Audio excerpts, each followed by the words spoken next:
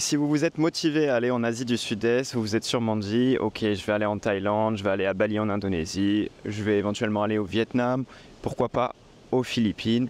Mais il y a assez peu de gens qui parlent de la Malaisie. Il faut savoir une chose, la Malaisie c'est un pays qui a énormément évolué ces dernières années. Et dans cette vidéo, je vais justement te présenter la capitale, Kuala Lumpur. Et tu verras qu'il y a énormément de bonnes choses à retenir sur cette ville qui, comme tu peux le voir derrière moi, est ultra moderne. Un mix entre infrastructures hyper impressionnantes et quelques petits parcs en plein milieu, ce qui fait que le quotidien ici à Kuala Lumpur est vraiment très sympathique. Et pour être un peu plus précis, je vais te présenter exactement tout ce que Kuala Lumpur a à offrir, que ce soit les logements, les infrastructures, les différents sports que tu peux faire, les différents restaurants où tu peux aller, les différentes activités que tu peux aussi effectuer, et bien entendu je vais un petit peu aborder le coût de la vie parce que c'est quand même ultra important. Allez, c'est parti.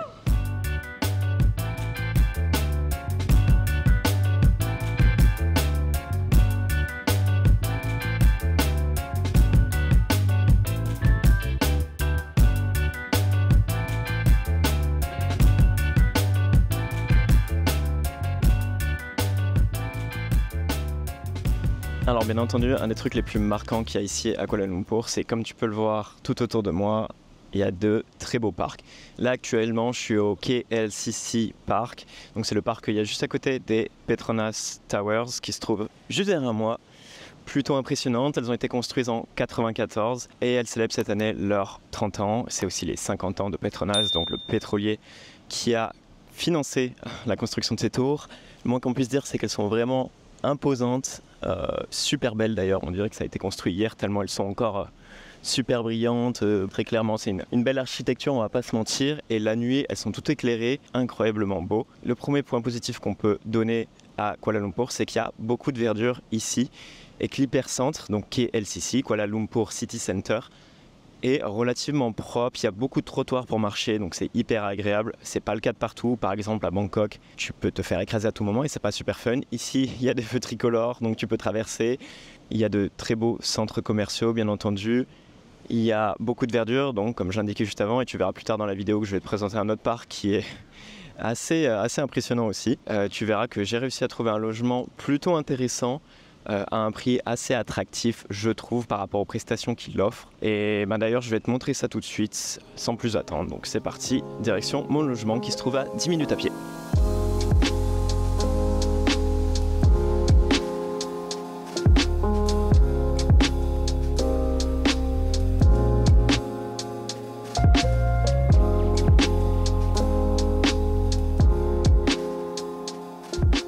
Nous voici du coup dans l'appartement qui est plutôt spacieux. J'ai loué cet appartement dans ce qu'on appelle un condo. C'est une tour d'immeuble avec plusieurs accès pour les résidents. Donc j'ai accès à une piscine qui est très sympa, avec une conception assez folle, avec des rebords en verre. Je trouve ça assez impressionnant, elle est plutôt sympa. Il n'y a jamais trop de monde qui se baigne, donc je suis plutôt assez tranquille quand j'y vais, même si je dois avouer que j'y vais rarement. Faut pas oublier une chose, c'est qu'ici à Kuala Lumpur en ce moment c'est la saison des pluies, donc il pleut pas forcément tous les jours, mais c'est assez nuageux, donc il n'y a pas non plus un grand soleil tout le temps. Bon, c'est pas grave, ça, j'en profiterai plus tard dans mes prochains voyages. Il y a également un petit club de sport. Bon, j'avoue que j'y vais jamais, c'est un peu trop petit pour moi, mais c'est quand même intéressant pour ceux qui veulent faire du cardio, etc. Il y a aussi une petite salle de jeu avec un billard. Et ce qui est très cool, c'est qu'en fait, au sein même de l'immeuble, donc au niveau de l'accueil, etc., il y a un café où on peut se poser, c'est cool. Il y a 2 petits supermarchés. Il y a aussi un stand avec une personne qui fait du café, qui est d'ailleurs très bon, que je recommande si jamais tu veux séjourner ici, il est top. Tout est bien entendu sécurisé, donc tu rentres en fait avec un badge, ce qui te permet d'avoir uniquement un accès si tu as la carte. Donc c'est relativement safe, d'ailleurs il y a la sécurité toujours autour, donc ça là-dessus il n'y a rien à dire. Donc ce logement, je le paye environ 700 € par mois, un tout petit peu moins je crois si je dis pas de bêtises. Donc j'avoue que sur Kuala Lumpur, quand j'ai fait mes recherches, j'avais vu pas mal de TikTok, de vidéos, etc. sur des gens qui louaient des hôtels incroyables avec piscine à débordement au dernier étage pour environ 550 € par mois à Kuala Lumpur. Je dois avouer que ces logements-là, je ne les ai pas trouvés à ce prix-là. Ils sont bien plus chers. Alors peut-être que ces gens-là parlaient de logements sur un contrat d'1 an. C'est sûrement ce qui a dû se passer parce que j'avais vu plus ou moins la même chose à Bangkok. À titre de comparaison, quand j'étais à Bangkok, j'étais dans un immeuble super luxueux, magnifique, sûrement un des plus beaux où vivre à Bangkok. Et il me coûtait 800 €, un peu plus de 800 € je crois par mois. Mais les prestations étaient dingues et l'immeuble en soi était juste somptueux. J'ai jamais vu un immeuble aussi beau. Là, j'avoue, j'avais pas envie de payer autant d'argent, donc j'ai payé un petit peu moins, environ 150 € moins cher. Mais ça reste quand même un certain budget pour l'Asie, on va pas se mentir. Mais voilà, moi, qu'est-ce que je gagne derrière? J'ai quand même un vrai salon où je peux me poser avec une télé, un canapé, j'ai un lit qui est plus que grand, j'ai une vraie cuisine, donc je peux me remettre à un petit peu cuisiner. Pas trop non plus, faut pas abuser. J'ai une grande salle de bain, j'ai une table pour manger et ultra important, j'ai un bureau où je peux me poser et travailler. Et ça, j'avoue que je l'avais expliqué déjà dans notre précédente vidéo. Moi, j'adore bosser de chez moi. Je suis pas forcément le plus à l'aise pour bosser dans un café parce que je suis jamais bien assis. Le moindre bruit, les moindres personnes qui sont autour de moi peuvent me déranger. Donc j'aime bien être dans ma bulle. C'est là où je suis le plus concentré et c'est là où je produis le plus de contenu. Donc honnêtement, c'est ce que je préfère. Puis d'un autre côté, ça me fait des économies. Donc tout ce que je paye pas en café ou en coworking, eh ben, je préfère mettre un peu plus d'argent dans un logement qui est parfaitement adapté à moi que devoir payer un coworking ailleurs. Ça, au moins, je sais que c'est exactement ce qu'il me fallait. Et la bonne nouvelle, c'est qu'ici, en fait, marcher, c'est vraiment pas un problème. Alors, je vois bien ce que tu es en train de penser. Tu dois te dire, mais de quoi il parle? Il est dans une ville, il peut marcher tranquille. Mais en fait, à Bangkok, par exemple, il n'y a pas des trottoirs partout, ça devient vite l'enfer. Ici, il y a des trottoirs partout. Le sol et les trottoirs, etc., c'est genre ultra propre. Et en vrai, ça fait vraiment plaisir de se retrouver dans une ville où tu peux marcher de partout, où tu vas avoir pas mal de verdure, il y a beaucoup d'arbres, etc. Et en vrai, on se sent plutôt bien. À titre perso, en vrai, je marche au moins 30 minutes par jour. J'avais un peu perdu l'habitude après Koh Phangan, Siargao, Bali, etc. à toujours être sur une moto. Et en vrai, ça m'a un peu manqué, je dois avouer. Donc ça fait plaisir d'être dans une ville où vraiment, tu as la place, tu peux marcher tranquillement et sans risque de te faire écraser surtout. En tout cas, tous ceux qui sont fans de la coffee culture, etc., que tu peux trouver principalement en Asie, pas d'inquiétude, ici à Kuala Lumpur, il y a quand même des très bons spots. J'ai pu en visiter plusieurs. Là actuellement, je suis chez Silver Fox Coffee ou Café, je sais plus. J'arrive pas à voir l'insigne de là où je suis. Et je trouve que l'endroit est vraiment assez incroyable. C'est tout en monochrome. Il n'y a pas de couleur. C'est tout genre gris, chromé, etc. Du coup, ça fait une identité graphique assez unique et je trouve ça plutôt sympa. Ils font du très bon café. Donc ça, Kuala Lumpur, pas d'inquiétude, si t'aimes bosser depuis un café, si t'aimes te poser le matin dans un café, etc., profitez un peu, il y a vraiment plusieurs options possibles et je trouve que vraiment on a plusieurs possibilités, plusieurs options et ça fait plaisir tout simplement de retrouver encore cette culture ici aussi à Kuala Lumpur. Alors à la base, je voulais vous présenter un joli petit parc qu'il y a juste à côté de chez moi qui est hyper vert, hyper beau. Sauf que, saison des pluies, il s'est mis à faire tout gris, très moche, donc c'était hors de question que je fasse des vidéos avec un temps pas terrible. Je me suis retrouvé plus ou moins nez à nez avec le musée de la téléphonie, ici. Donc c'est pour ça qu'il y a plein de téléphones de toutes les couleurs derrière moi. Et j'avoue que quand je suis dans des grandes villes, j'aime bien aller dans des musées. Il y a souvent des trucs assez intéressants, que ce soit sur la culture, l'art, etc. Donc c'est le premier musée que je fais ici à Kuala Lumpur. Et j'ai repéré, j'en ai épinglé beaucoup d'autres. Donc il y a beaucoup de musées ici, ce qui est une bonne chose.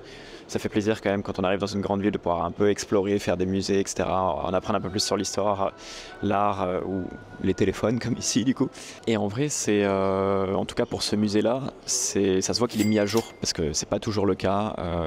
Par exemple, quand j'étais à Hanoï, franchement, j'ai fait 2-3 musées, je les trouvais vieillots. Alors certes, ils étaient pour la plupart gratuits, mais vraiment pas terribles, pas mis à jour. Ici, ça se voit qu'il est assez récent, qu'il y a des belles explications, c'est écrit en anglais, c'est bien fait, il y a de la vidéo. Il y a plein d'objets, donc c'est plutôt une bonne chose, je trouve.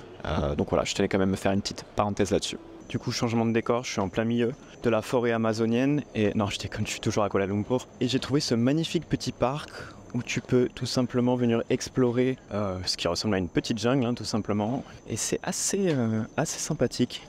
Là, je suis à peu près à 10 mètres de haut sur des passerelles. C'est assez fun.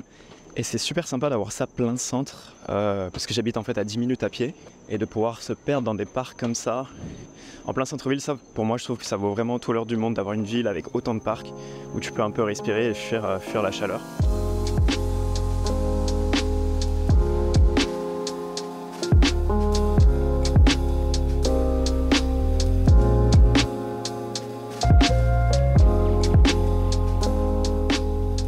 Là du coup je pétais la dalle, donc je me suis arrêté directement dans un resto latino. C'était pas du tout prévu, Mais quand j'ai eu la carte, j'ai dit je peux pas passer à côté de ça. Donc là j'ai commandé un espèce de riz au poulet cubain qui m'a l'air succulent. J'ai pas encore goûté, je vais pas tarder à le faire. Je salive déjà. Et ça me permet aussi de rebondir sur la nourriture de manière générale ici à Kuala Lumpur. Pour être sincère, c'est plutôt positif. Alors l'offre est un peu moins étendue, diversifiée qu'à Bali, où vraiment à Bali tu peux confectionner tes propres plats. J'ai trouvé ça incroyable. Ici, bon, c'est sûr que c'est un peu plus limité. Tu as moins d'offres, par exemple pour les végétariens, les véganes. Il y en a quand même, hein, mais il y en a un petit peu moins. Pareil pour manger super healthy, etc. C'est un petit peu plus limité, mais on peut trouver aussi beaucoup de restaurants locaux, bien entendu. C'est pour pas très cher.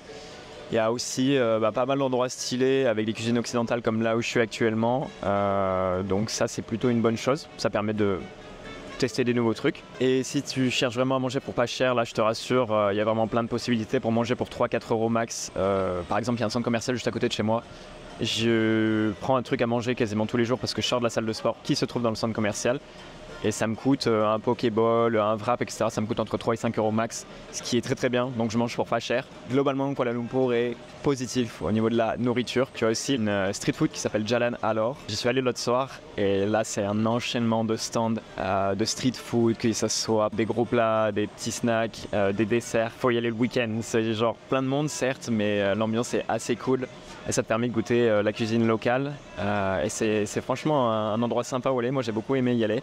Donc je te le recommande aussi. Bon là du coup je viens juste de finir ma séance de sport. Côté club de sport, activités, etc. Automatiquement c'est une grande ville, donc il y a quand même pas mal de choses à faire sur la partie club de sport, fitness, etc. Moi je me suis inscrit dans un Fitness First. C'est une chaîne de clubs de sport. Il y en a plusieurs ici à Kuala Lumpur. En vrai, pour l'offre, je trouve que c'est plus que correct. Le club de sport est grand.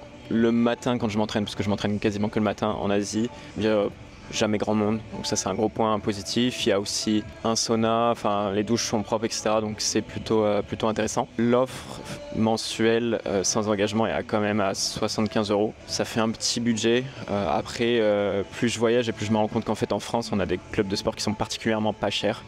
Je me souviens à Malte, je payais 90 euros pour une offre moins bien. Enfin, à Budapest, pareil, je crois que je payais 70 euros, un truc comme ça. Après, vu que je suis arrivé il n'y a pas longtemps ici en Malaisie, je peux pas trop parler des autres activités sportives qu'on peut faire ici. Il faut me laisser un peu plus de temps. Et c'est pour ça qu'il faut bien s'abonner, parce que j'en parlerai bien entendu dans mes prochaines vidéos sur Kuala Lumpur. Et c'est sûr qu'on n'a pas des offres, pour revenir sur le club de sport, on n'a pas des offres comme on a par exemple à Bali où j'étais juste avant. Et d'ailleurs, si t'as pas vu ces vidéos sur Bali où je parle des clubs de sport là-bas, je t'invite à regarder ces vidéos. Je t'en épingle une ici ou ici. Là, on est sur des offres un peu plus standards, mais bien adapté, tout le temps ouverte en plus, donc non en vrai c'est correct. Je pense que là-dessus il y a de quoi faire quand même. Maintenant j'aimerais aussi aborder les activités qu'il y a à faire ici. Je dois avouer que j'ai été assez surpris.